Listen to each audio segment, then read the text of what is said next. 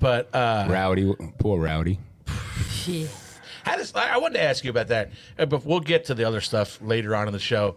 But I mean, obviously they made crew chief change this week. Andy Street comes in for Pullman, and instantly they qualify in the top 10. He runs top 10 all race long. How does that switch flip so fast? I don't know. I mean, run the same. They didn't change I mean, much. you got an idea what they're running. Like Yeah. it's just.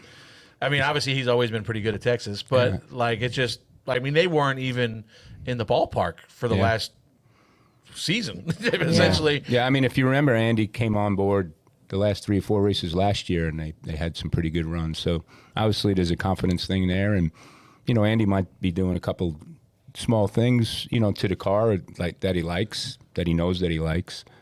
But I tell you, Richard is like all in, man, to make it work. So and I did see some. I didn't read all the quotes from him, but I did see somewhere where they said Kyle addressed the shop this week and said he was all in, and we're all just going to get after this. And obviously the crew chief change comes now, and we see results. He's listening to us too, right? He must be, dude. After this show, he may never ever again. But no. I mean, he had a good day, man. Yeah. I mean, he had a 266 and a half laps of a good day. Well, they melted down. Him and Neelen melted down together during the. Yeah, did they you did. see that? Neelen runs ONE ARCA race. He thinks he's controlling Kyle Busch now. Hey, he ran good. I wonder if he's got ice on his crotch this morning. I didn't understand that reference. I didn't get that part either. I was Probably because he's probably saying it a nice way. You got big balls the way you're talking to me right now.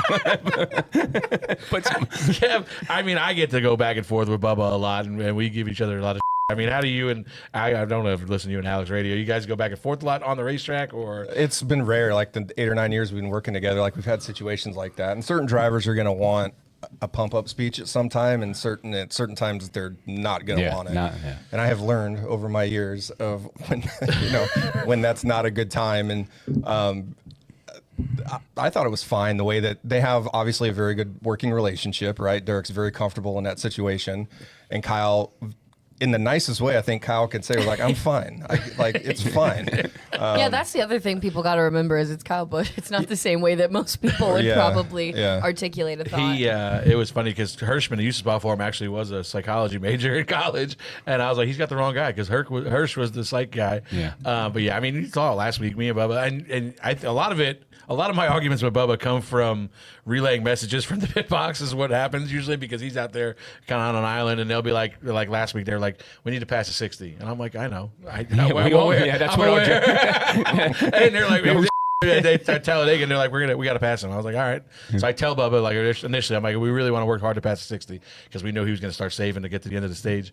And then we kind of got dragged off the pack. So now it's just us in the 60. And I'm like, they really want you to pass a 60.